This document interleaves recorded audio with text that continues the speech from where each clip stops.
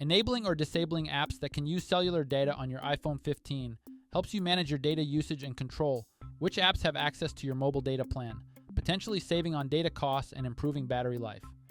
Here's how it's done. First, return to the home screen by swiping up from the bottom of the screen. From the home screen, tap on Settings. In the Settings menu, scroll down and tap on Cellular. Next, scroll down to the Cellular Data section. Here, you'll see a list of apps that can use cellular data. To enable or disable cellular data for an app, tap the toggle switch next to its name.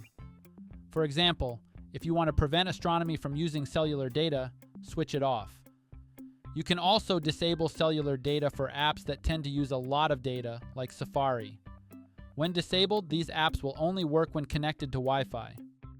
To test your settings, you can turn off Wi-Fi and try opening an app you've disabled for cellular data use.